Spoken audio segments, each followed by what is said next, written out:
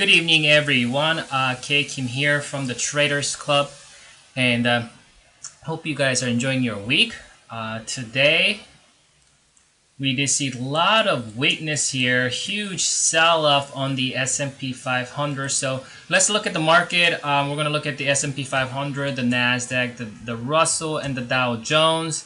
And if you got some time later, we'll look at Apple and Tesla and see where they're at. And obviously, we've seen a lot of volatilities since the late December. You can see we got to the new highs here, came down, went back up, and ever since then, just a lot of volatilities. I was really expecting to see the buyers to gap back above this level early this week. You can see that how on the 26th. That was just 2 days ago here. I think this was a level that when we are holding above 10, 20, 50 MA here, and the buyers really needed to stay above that and get above this level. I think I tweeted out that if we can stay above 207 level this week, I do believe that all the indices could continue higher. However, well, we didn't. We gapped down on Tuesday. Through a doji, we gapped up today, but sold off here very, very sharply. So we're still in the territory in the intermediate term potential topping pattern that has not been confirmed yet. So, as far as the sentiment is concerned, we're in a very similar sentiment of back in 2014. March through April. This is pretty similar. We have a pretty similar sentiment going on here. And I'm not saying because we have a similar sentiment, I'm not saying that it's just because we have that doesn't mean it's going to continue higher. But what we have going on is that you can see we continue higher. We had a very fast sell-off, and then we had another V-shaped move higher. You can see that we had a straight up move. We didn't establish any higher lows or higher highs. We just kind of went straight up. And a lot of times when we go straight up, you will see volatility like this. And we had about a month period of a volatility in this vicinity here. This was again back in March 2014 and April 2014. Well, today very similar here. We went up. We started to cultivate higher low, higher highs, and then we had that abrupt sell-off, and then we just went straight up without cultivating or establishing any kind of higher lows or higher highs in the intermediate. I'm not talking about 65-minute charts or 30-minute charts or 15-minute chart, because obviously if you look at shorter time frame, you will see higher lows, higher highs. But if you can see in a daily chart, do we have any higher lows or higher highs? No, we don't. We just went straight up here. So, after that, we had a pullback, got back up, came down, got back up, came down, got back up, and just coming down again. So we're seeing very, very similar sentiment like we've seen last year, March and April. So, with that, I think something's gonna have to give here at this point. At this point though, we have to give benefit of the doubt to the buyers. In the primary term, obviously, we're still in a bullish uptrend, a primary term. But minor term, obviously, we're bearish now. We're back below 1020 MA, and we also have established another lower high here. So benefit of the doubt goes to bears. In the minor term, I would have to say that we're still a bit neutral in the intermediate term for the fact that we're still holding certain levels as far as this, this recent trend is concerned. You can see that how we are still, this is what I like to call resuscitated channel support here, because it was compromised and then it kind of went back up and respected that level. So kind of we resuscitated it, and so we're still kind of holding this level. For this intermediate term topping pattern, what we have here, this could be some kind of a head and shoulder pattern, left shoulder head, right shoulder here. Really though, terminology, formality is not that important. What's really important is that we have lower high now, right? So we have a downtrend forming in the minor term, potentially could lead to intermediate term, but however, intermediate term confirmation is not there. The intermediate term topping pattern confirmation is not there. What is a confirmation, you might ask? Well, confirmation of intermediate term topping pattern is if this will get below this level and closing below 197.52 level here. And that's what I would call initial confirmation, because we've seen these kind of initial confirmation before. And then this, a lot of times what we have is we have this confirmation of this double top, initial confirmation, it just gone right back up. So as for full confirmation, what you will need is you would have initial confirmation, maybe come down a little bit lower. It goes back up to retest that neckline area, which is 198, and then gets rejected.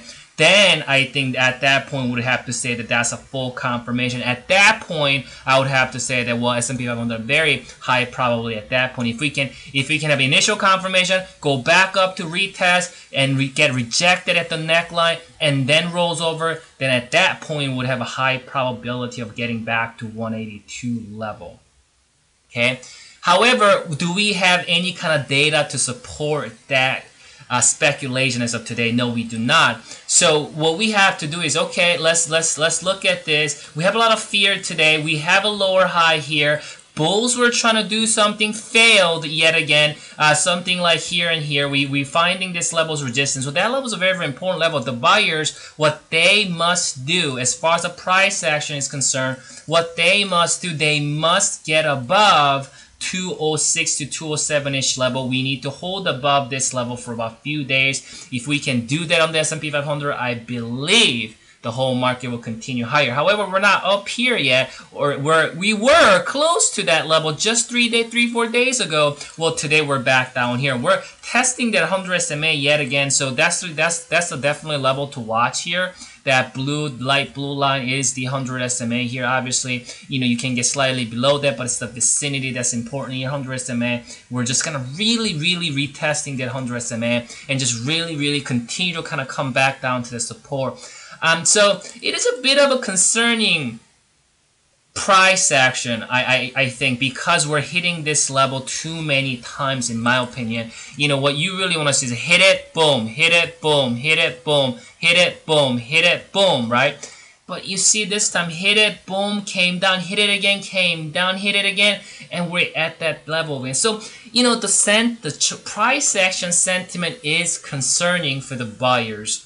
And so that's something to keep that in mind. So obviously I did throw a Fibonacci here, measuring top here, bottom there. This is what we call Fibonacci retracement zone, which is a FRZ.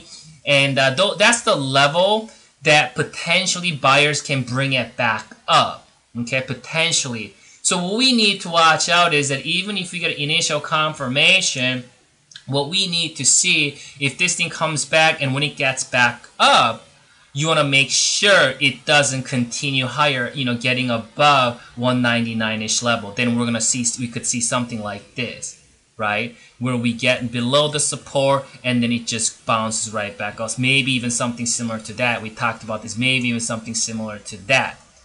So what you need to see for the bears, if this break below, it goes up, gets rejected, and then roll over. If not, then make sure that we do have a gap right about here.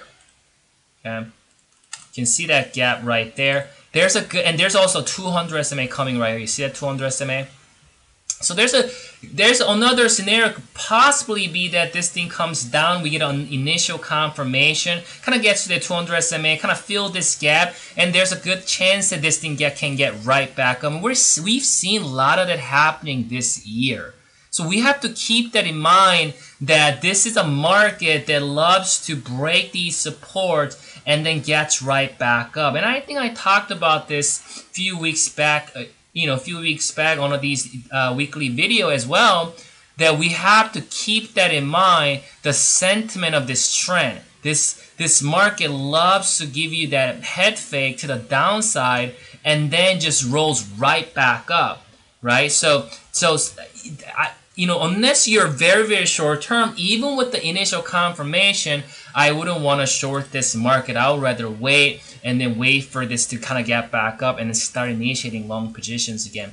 But let's look at, let's look at the tangible data, right? Let's not look at what might come, or, let's not talk about the data that is not there. Data that is not there is this data. It's not there yet. So let's just talk about this data. Obviously, we are still holding this support, so we could have a lot of, zigzagging, a lot of volatility, and then it could slowly kind of get back up here. I mean, you can see, like right here, a lot of times what happens is we get these kind of levels, these kind of, price action, and then it will get back up, go up, came down, comes down, and then we get a lot of zigzagging. But you can see, you can kind of slowly gets back up. That's what we're talking about, a primary bullish uptrend. So we're still dealing with a primary bullish uptrend with the attitude that is very, very adamant, very, very, very, very stubborn. So at this point, you never know how, you remember how bearish it looked just last week? Do you remember this on this day? You know how bearish this looked? This looked like a perfect head and shoulders, lower high, lower, slightly low, and it looks like they're going to gap it down and just go, right? It looked like that, and then you see how fast sentiment changed in just 3-4 days. So what I'm saying is things can change very, very quickly. So I wouldn't be hasty on your decision or on your conclusion that this market is going to topping out and this whole market is going to crash. The whole thing is going to get into correction. The whole, the whole economy is going to go into recession. I mean, there are people who've been saying that for the last 2 years. So I think that's out of the question at this point. What we should look out for next few days and remainder of this week and until next week is the first level of a Fibonacci is right about here. And then that rising uptrend channel, what I call resuscitated channel, is up there. And then also, we got 200s are coming. So these are the level to watch. And if this thing does gap back up next few days or next week, this is a resistance to watch here. Last time we did have that resistance right there. You can see with a resistance right here, we blew through it, which was a very, very good sign for the buyers. And what they needed to do, what the buyers needed to do is get above that level, and that was it. That was that last level before really defeating the bears.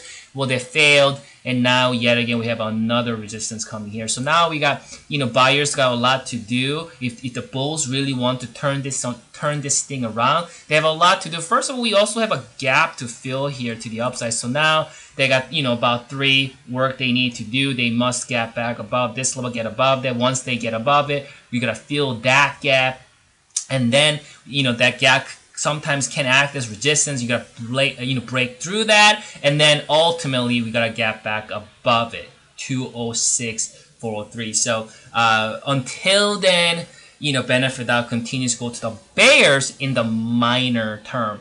Again, in the intermediate term, we're a bit neutral because we're still holding certain levels, and this topping pattern had this intermediate term, and this is not a topping pattern for primary term. Okay, this is a topping pattern that could potentially get it all the way down to about 182-ish. That has not been confirmed. Because of that, I would have to assess the situation as, hey, intermediate term, we're neutral. Obviously, primary term, like I said earlier of this video, we're still in a primary term uptrend. We're still in a higher lows and a higher highs in a primary term.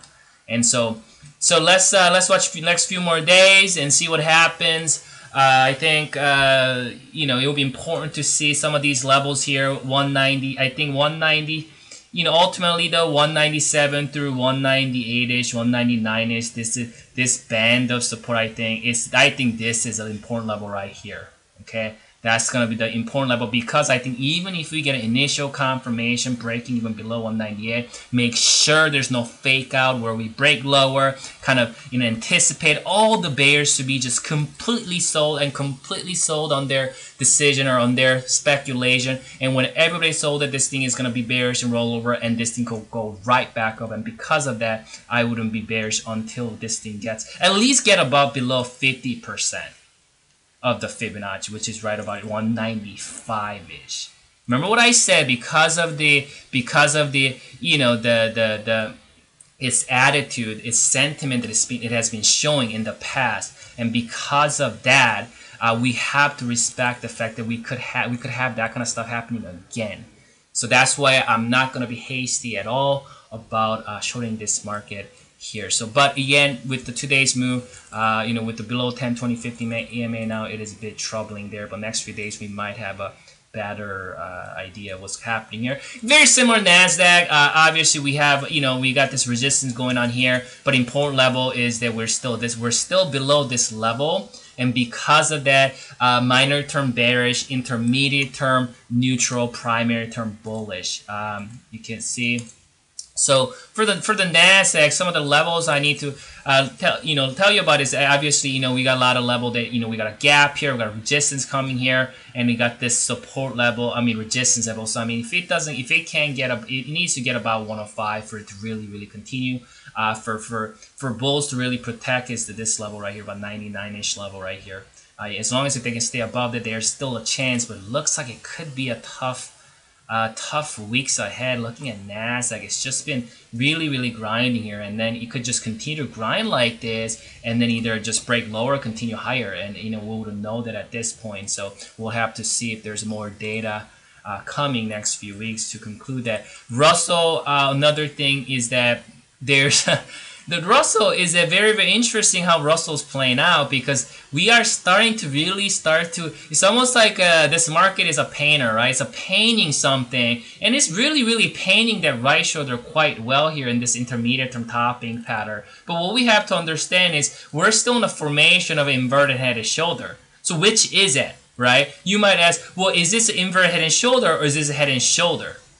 Well, let me tell you one thing. First of all, head and shoulder is not confirmed. For this head and shoulder to confirm, would at least get some of these levels here. So for that to confirm, we need to get back below. But remember what we talked about initial confirmation. Initial confirmation is that's not enough in today's environment. What we need is a retest and a rejection before true power of the head and shoulder comes. So we have a head and shoulder coming. Is still forming here, which is intermediate term topping pattern, and then we have what it looks like an inverted head and shoulder.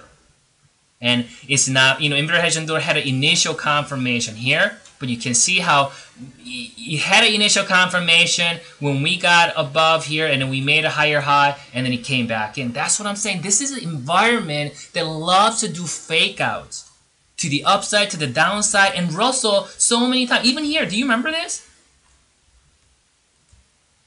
We had a triple top, initial confirmation, which that could come down to at least about 109, and then it just got right back up. And then it goes up here, another fake out, and then comes back down. You see what I'm saying? This is the environment that we're dealing with. It loves to fake you out, and if you don't know how to deal with this market will literally make you go crazy. Like some people might even go mental hospital trading in this kind of environment if they don't know how to monitor their positions well in this kind of environment here. So I'll keep that in mind, what kind of environment we're dealing with here. So not only we need today's environment, not only we need an initial confirmation, we need a full confirmation, which is a retest and a rejection, retest and a confirmation. Does that make sense? Lastly, I'll look at Dow and close. Well, actually, I'll look at Apple and Tesla really quick. So Dow, very similar here. This level is holding. We do have a head and shoulder, looks like head and shoulder pattern here. It's very similar to S&P 500. You can see we still have a lower highs coming with that resistance getting respected like there. So this is a lower highs at the same time, but then we can see we are still kind of in this band of support that needs to watch. Again, in today's environment, speculation is not enough. Not only speculation is not enough, not only, initial confirmation is not even enough. What we need is a full confirmation and a rejection, right? For this to really play out, what you want to see is this thing coming down, get an initial confirmation, getting back up, and then a rejection. When you see that happening, I think you will see a true color of the bears. Until then, it could be continue to just go back and forth, and things can be very hectic here. It's a very volatile environment, And so we'll continue to watch this. So you know what? Looking at all those indices, my final assessment as of today is this. Well, minor term bearish, intermediate term neutral, primary term bullish. And I think the volatility is going to continue. And so, I would, you would prepare and embrace for what is to come. And I think for bears to really just for everybody to really calm down and just really let the buyers to have their own way would be if it gets above 206, 207. I think 207, if we can close above 207 and hold above it for a few days, I think then bulls can really have their way at least to back up to this resistance level. For bears to really, see, it's a bit difficult market for bears because remember what I said, initial conference, speculation isn't enough, fear itself isn't enough, even initial confirmation isn't enough. What we need is the initial confirmation coming down a little bit lower, going back up to retest the neckline, and then a rejection. You have all of that, then I believe that will be a very, very tough, that will be a pretty bearish market at that point, at least coming down at that level. But then that we don't have a data for that, so you know what? I'll deal with it when the data is there. Maybe next week, maybe a few weeks later, maybe things will change in the next few weeks. But sometimes, we need more data to really conclude what is to come. Let me look at Apple real quick here. You can see Apple, kind of funny looking candles here back to back. You got the long Marubozu candle, and then we just gapped that up and we had another Marubozu candle. This is what Japanese candlestick people call, or the Japanese candlestick textbook calls it, I think, abandoned baby here. So that's a bit of bearish signal. However, with the today's move, we kind of confirm this kind of a triple bottom here, right? So this is a neckline, right? So what it could do is it come back down to retest that level. And for buyer, remember today's environment, initial confirmation is not enough. So we got the initial confirmation. What we need is it needs to come back down and then retest this level and then bounce. If that happens, I really believe that the Apple will do very, very well, and I even think that I can get to, some of these levels here. So let's see, let's see if the buyers can protect the gap that we have currently. But even if it comes down lower, I think what you want to watch out for is this level. Even filling the gap, a lot of times what happens, they'll fill the gap and then bounce back up. You can see in the minor term, we still have higher lows, higher highs. Right? That's a high, that's a higher high. That's a low, that's a higher low. Which means we are in the minor term uptrend. And then we have a confirm with this triple bottom. So I have to say minor term bullish because we're above all the moving averages. We're above all these resistance level. Minor term bullish, intermediate term bullish, and primary term bullish. Right? Despite the fact that what happened here. You know what I'm saying? Again, I'm not talking about day trading. Day trading, this is not bullish. I'm talking about position trade. I'm talking about much longer perspective. So minor term still bullish despite of this candle. Obviously, one day does not create a trend. So just because we have that doesn't mean that this whole thing is going to roll over. It could happen. Anything happen. Anything goes in the market. I'm talking about probabilities, guys.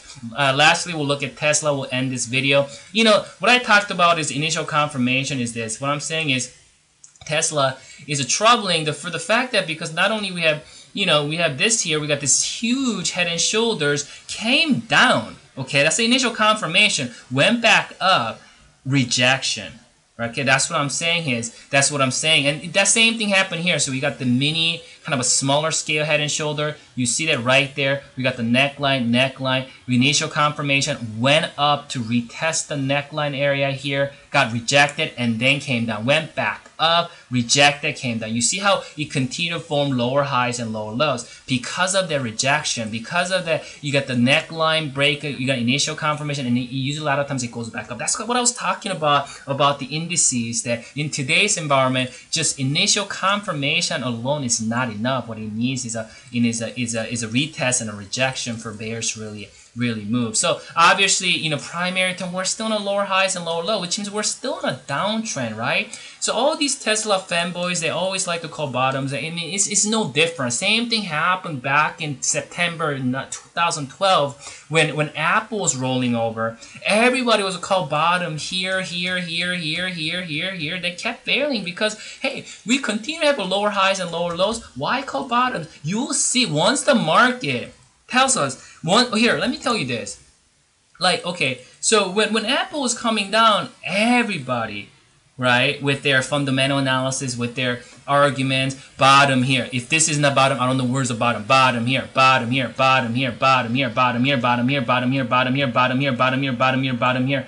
And then somebody who called bottom here finally probably got it. But you know what? Once we stopped creating lower highs and lower lows, and then we created equal highs, equal lows. That was a first signal. I mean, if you go back to my article that Apple is bottoming, you can see why. And then we create a higher high here, right there. It's not too late to start going long back here. We don't have to call bottom, bottom, bottom, bottom here. Same concept here on Tesla, guys, is that why call bottom when we continue to cultivate and establish lower highs and lower lows? You will see it when it's not bottoming. Once it stops creating lower highs and lower lows, lower lows and lower highs, then you'll know what you want to see.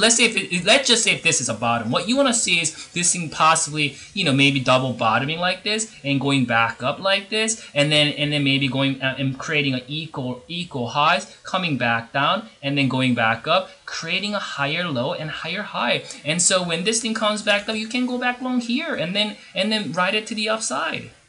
See why when it's continue to, you know, establish lower lows and lower highs, why do you insist on calling bottom? I don't get these people.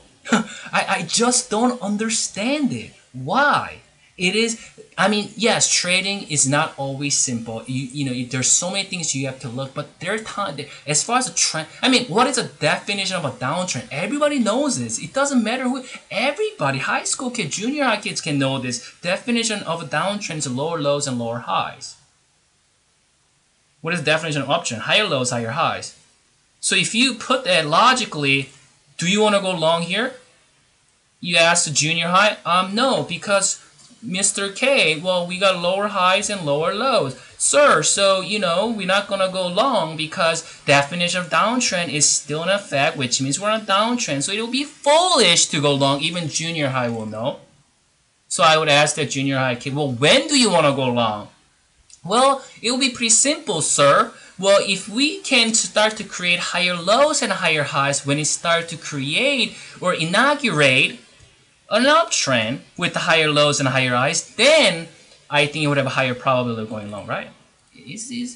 Sometimes it's that simple. It's simple. It's just your emotion, just that you want to be a hero and call bottom. So, I mean, Tesla, you know, we had a huge bearish divergence. I've been warning about this back in September 2014, and since then it's just been messy. And so, you know what? I'm not surprised to see Tesla coming down like that. I mean, after this kind of hyped up move, what I like to see is, you know, is coming down, maybe digesting some of this move. A lot of times 50% of digestion could be kind of come down here and then continue higher. That's kind of exactly what Apple did. I'm not saying that because Apple did that, Tesla is going to do the same.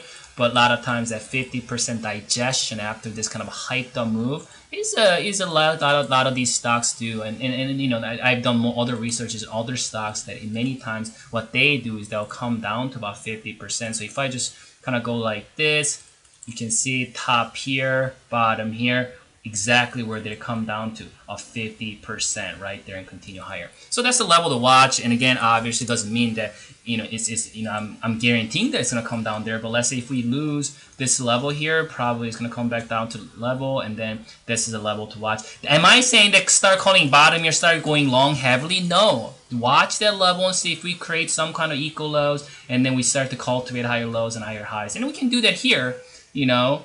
So, and we have all these moving averages coming down. I mean, obviously, if you're looking at the charts, if you're looking at moving average, use it correctly. Just don't, you know, just don't start guessing things. You know what a lot of people do? This is what they do. Okay, so they start to look at the charts. They start to look at moving averages. They start to look at candlesticks. They start to look at lower highs. What they do is they'll get into a position emotionally.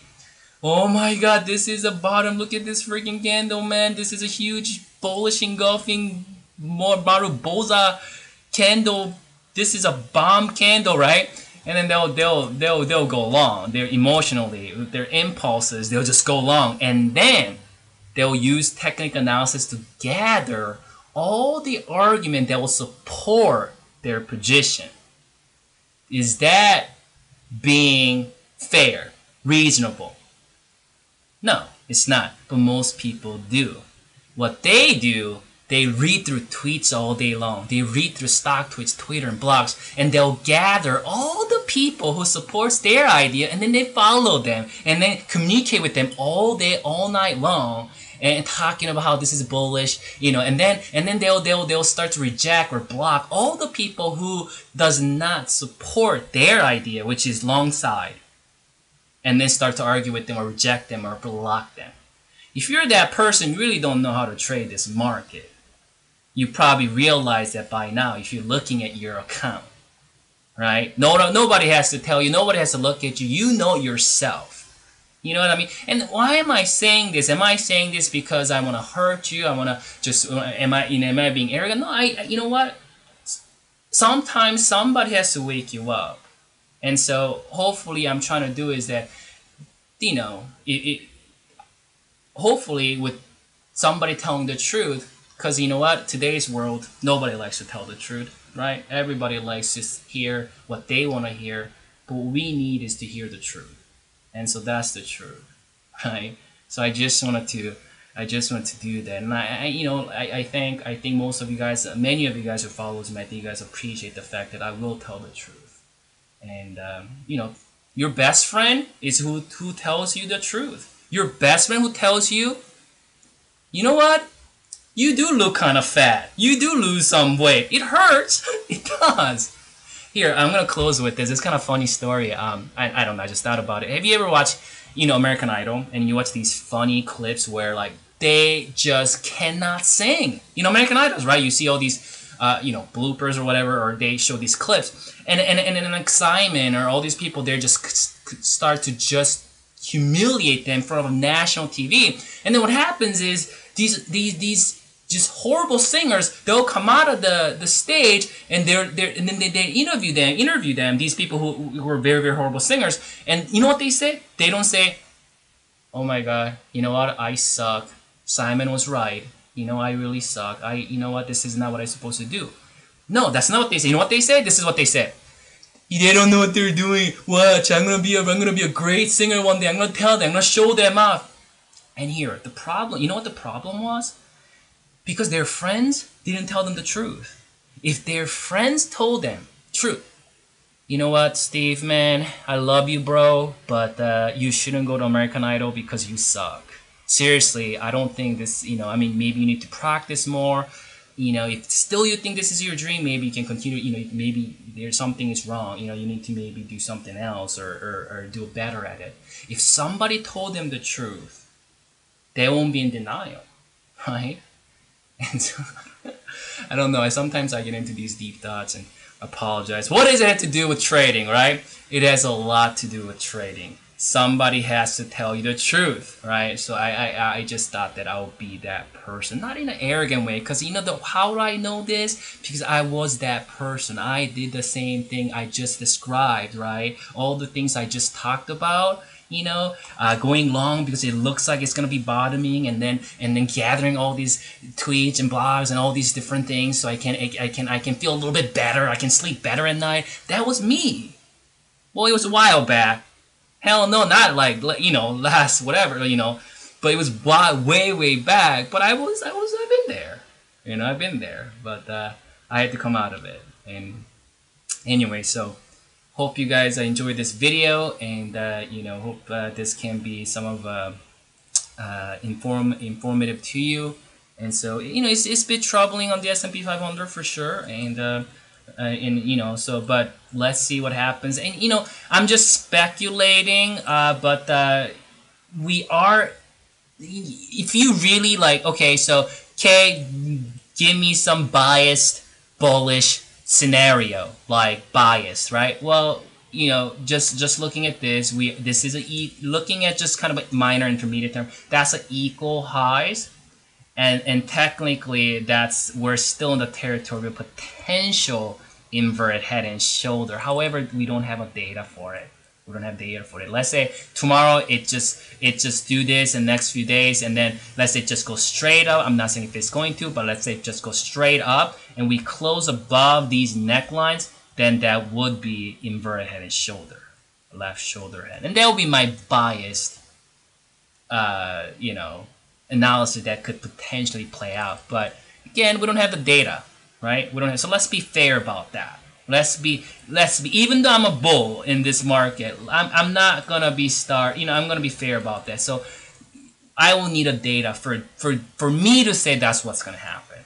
Okay, once I see a data, then I will say, okay, that could be if we have a data. We don't have a data. That's a pretty nasty candle. So it's troubling there. So about next few days, can it change? We don't know, but we'll have to look at it and reanalyze the market. Probably not too much is gonna change. I don't think next few days, unless we get another bearish day like this tomorrow.